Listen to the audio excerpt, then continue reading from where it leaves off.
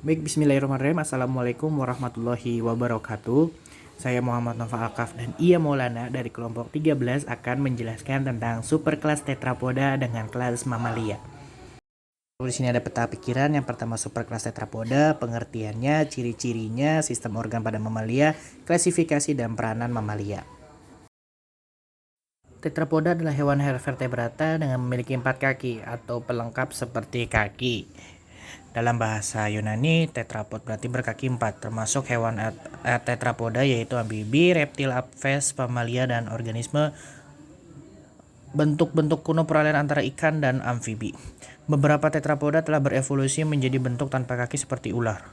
Dalam klasifikasi ilmiah, tetrapoda adalah superkelas dalam subfilum vertebrata. Ciri-ciri tetrapoda itu memiliki apendages, anggota tubuh berpasangan masing-masing dengan 5 jari kecuali mengalami modifikasi, tubuhnya terdapat adanya leher, kepala dapat bergerak bebas kecuali pada amfibi, memiliki lubang hidung yang terbuka ke arah rongga mulut, umumnya respirasi menggunakan paru-paru, umumnya juga hidup darat dan ada juga di air, tubuh ditutupi oleh kulit yang lembab, amfibia, sisik reptil, bulu aves, dan rambut mamalia. Pengertian mamalia sendiri adalah secara garis besar sekelompok organisme yang bertulang belakang, berdarah panas, dan menyusui atau memiliki kelenjar mamae. Mamalia memiliki karakter struktural yang membedakan dari kehidupan vertebrata lainnya. Ya, berikut adalah ciri-ciri dari mamalia, yaitu memiliki rambut, memiliki kelenjar susu, memiliki sepasang tungkai kaki atas, dan sepasang tungkai kaki bawah.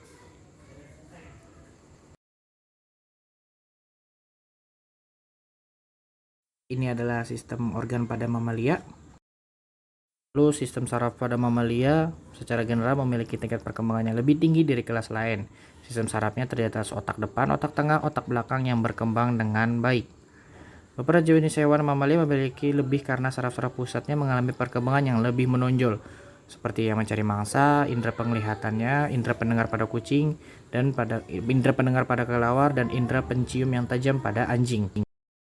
Sistem saraf pada mamalia ada sistem saraf pusat dan sistem saraf tepi. Sistem saraf pusat terdiri dari otak besar, otak tengah, otak kecil, sumsum sambung, jembatan farol, lalu sumsum tulang belakang. Dan sistem saraf tepi terdiri dari sistem saraf sadar, saraf otonom, sistem saraf simpatik, dan parasimpatik.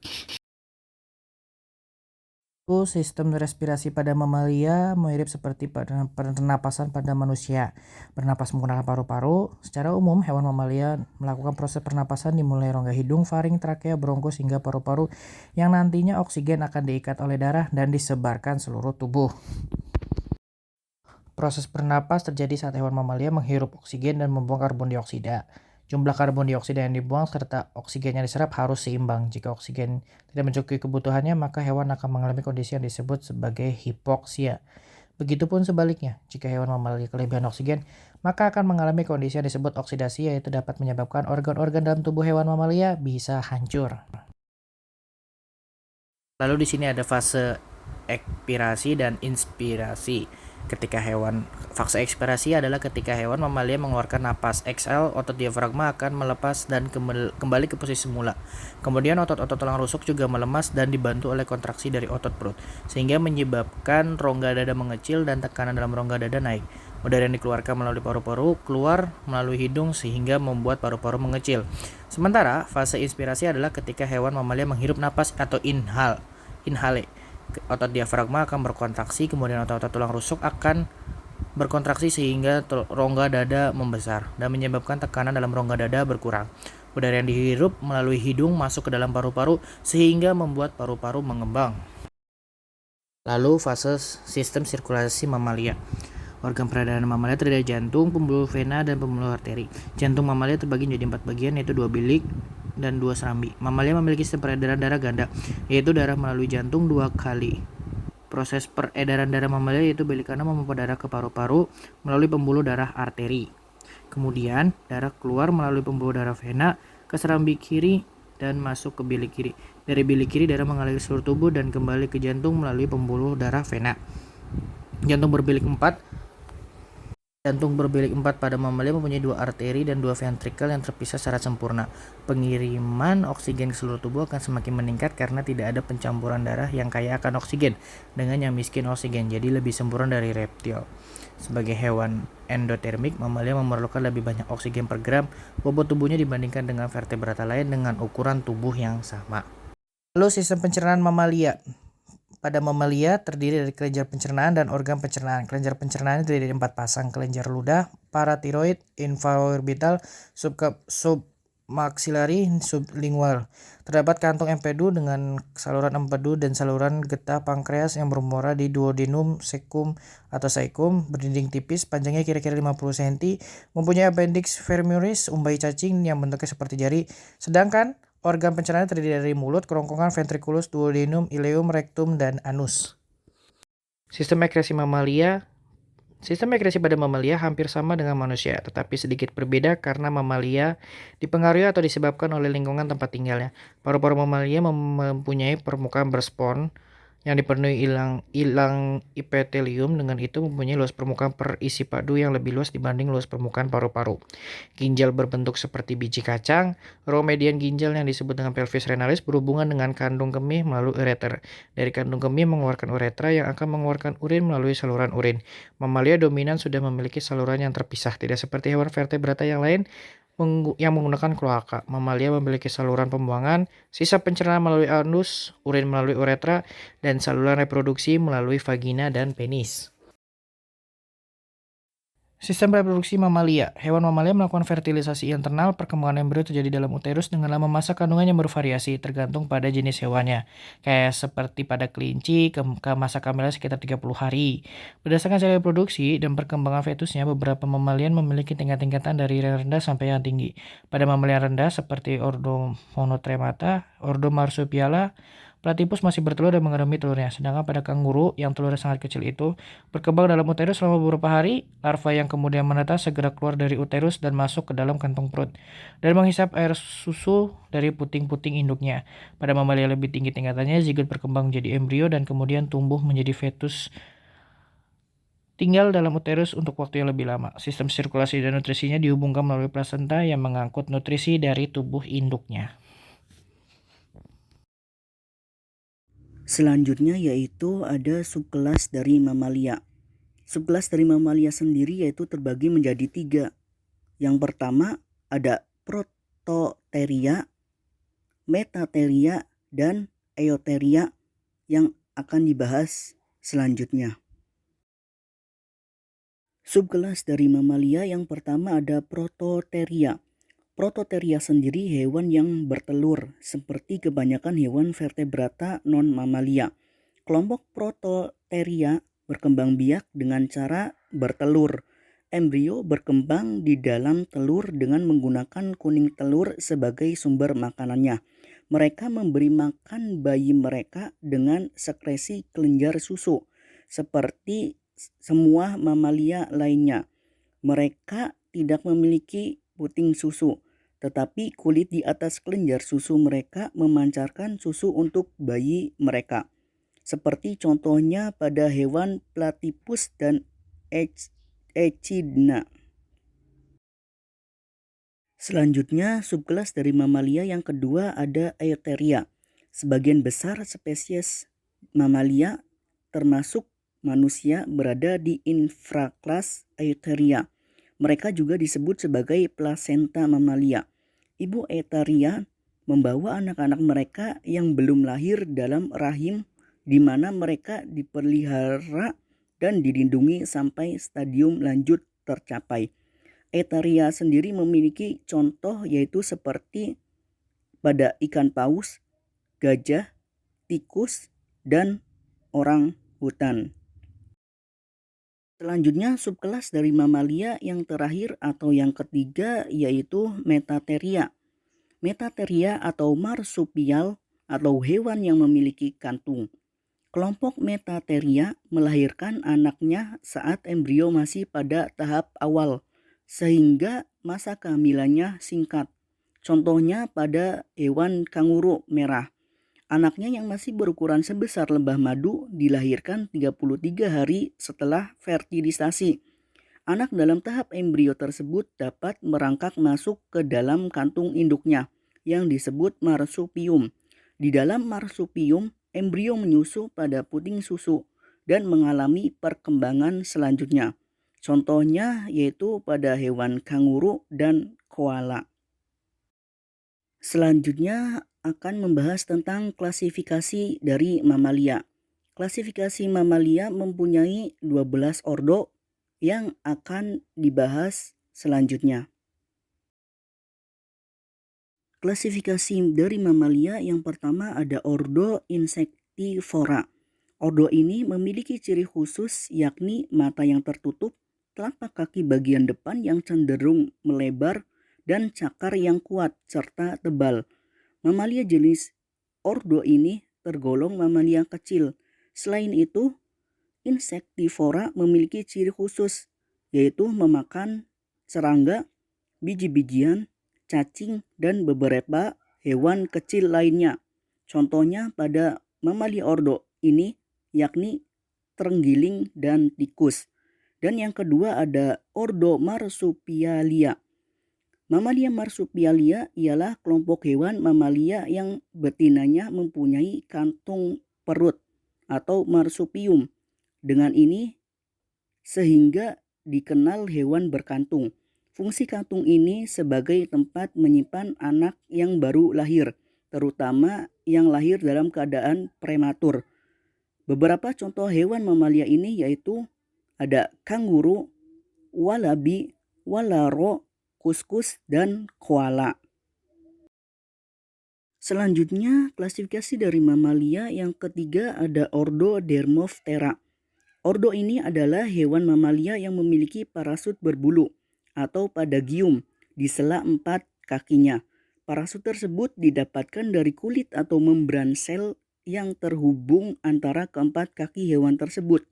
Hewan dalam ordo ini umumnya merupakan contoh hewan herbivora yang memakan buah-buahan dan dedaunan. Contoh pada hewan ordo ini yaitu pada tupai terbang dan Gacopithecus sp. Selanjutnya klasifikasi dari mamalia yang keempat ada ordo Chiroptera. Ordo ini adalah ordo mamalia yang dapat terbang. Pada bagian kaki depan dan belakang terdapat membran interdigital. Walaupun ukuran kaki yang di belakang lebih kecil, biasanya mereka tergolong hewan nokturnal yang hanya aktif di malam hari. Makanan hewan ini yaitu buah-buahan. Ordo Chiroptera ini mempunyai fisik hampir mirip dengan mamalia ordo Dermophthera, yaitu terdapat selaput pada membran yang terhubung dengan kaki depan dan kaki belakang. Yang membedakan dari ordo Chiroptera ini yakni terletak pada ukuran kaki depan yang lebih besar dibandingkan kaki belakangnya.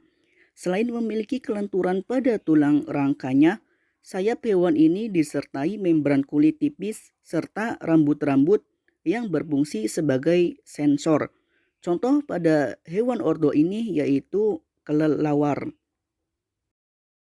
Selanjutnya klasifikasi dari mamalia yang kelima ada ordo Primata. Mamalia ordo Primata adalah termasuk mamalia jenis omnivora.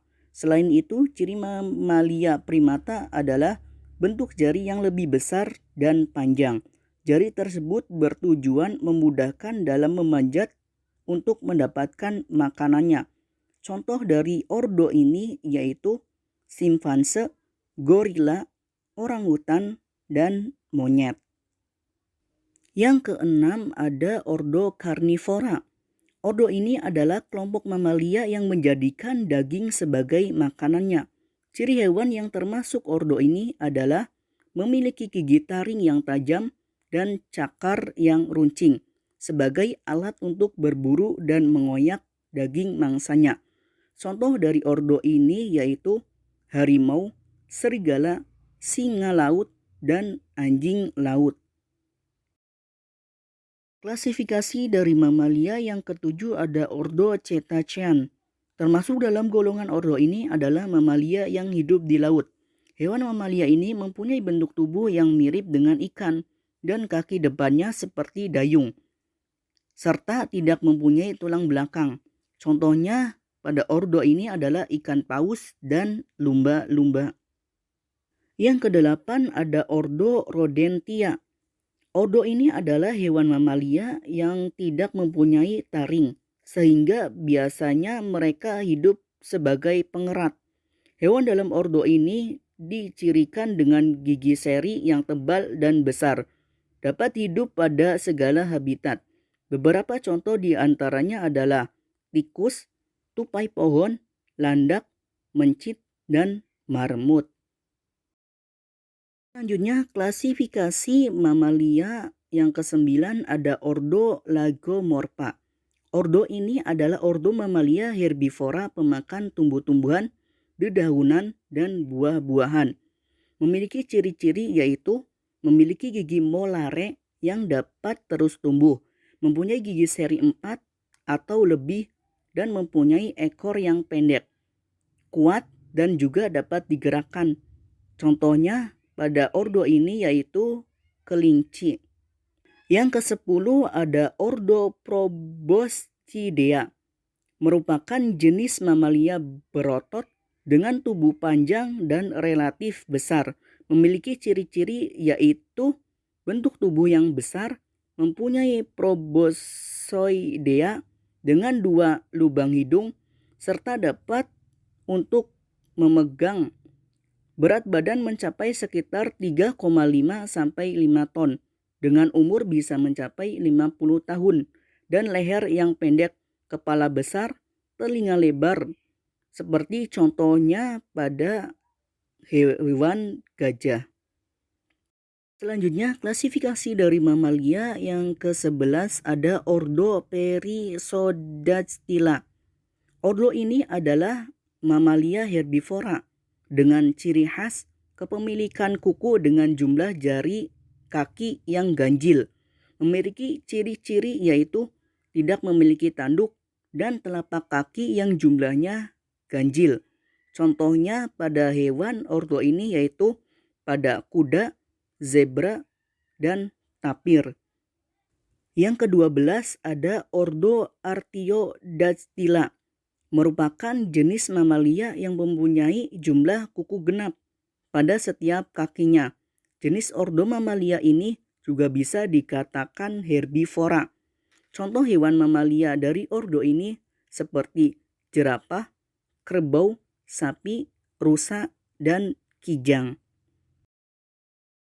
Selanjutnya ada peranan mamalia dalam kehidupan, yaitu yang pertama, dapat dikonsumsi sebagai sumber gizi yang banyak, khususnya protein, misalnya susu dan daging. Contohnya pada hewan sapi, kambing, dan kuda. Yang kedua, dapat digunakan dalam pertanian, yaitu untuk membajak tanah sawah. Contohnya hewan kerbau. Dan yang ketiga sebagai alat transportasi. Contohnya kuda sebagai penarik sado, sapi sebagai penarik gerobak, dan unta. Dan yang keempat ada penjaga rumah dan pelacak jejak, seperti contohnya anjing. Dan yang kelima ada yaitu sebagai hiburan, misalnya dilatih untuk bermain sirkus. Contohnya seperti kuda, harimau, singa, lumba-lumba, dan gajah. Dan selanjutnya yaitu dapat digunakan di bidang sains, yaitu digunakan sebagai bahan praktikum dan penelitian bagi pelajar, seperti misalnya kelinci dan tikus. Dan yang terakhir ada yaitu sebagai bahan pakaian dari kulit yang disamak atau dari rambutnya, misalnya yaitu kulit lembu, kambing, domba, dan kelinci. Sekian dari kami. Wassalamualaikum warahmatullahi wabarakatuh.